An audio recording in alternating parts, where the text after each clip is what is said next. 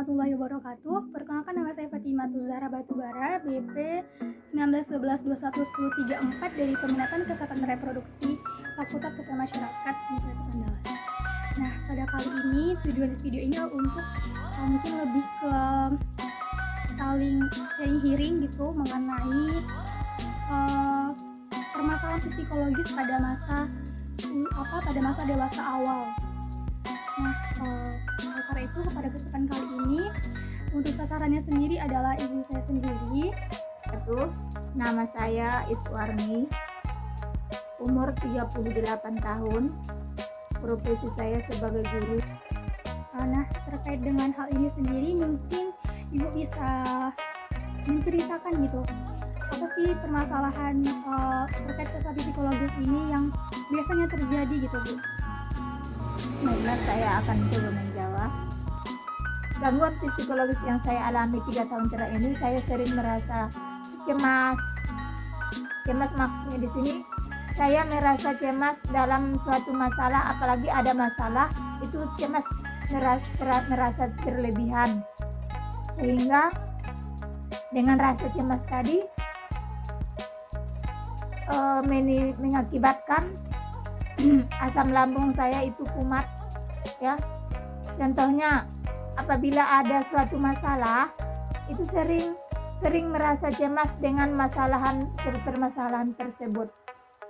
Begitu juga dengan tugas yang diemban, misalnya ada tugas dari sekolah, saya itu sering merasa cemas, takut nanti tugas itu tidak terselesaikan, walaupun sebenarnya tugas itu bisa saya selesaikan dengan hasil yang baik. Cuman perasaan untuk menyelesaikan tugas itu, prosesnya itu sering cemas.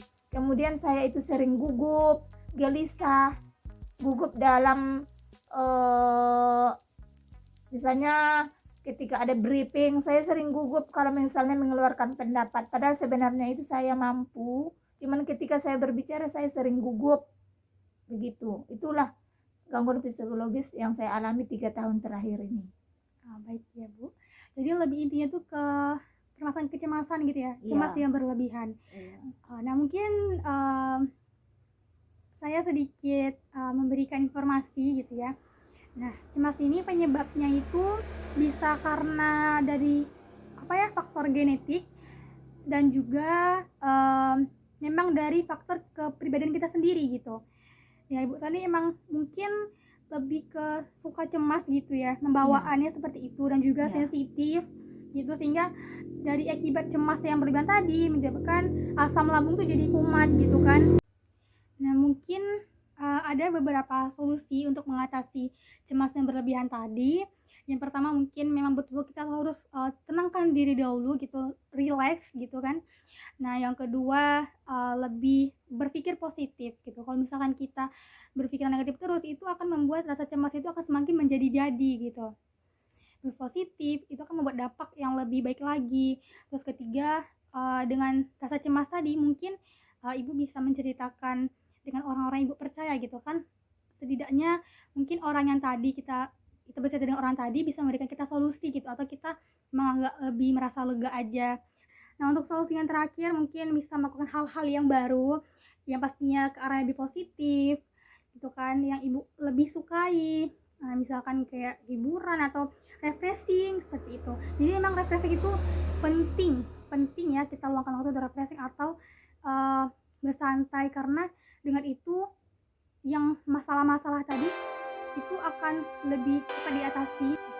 Nah, sekian sharing hearing dari ibu dan juga saya. Mohon maaf bila ada kesalahan.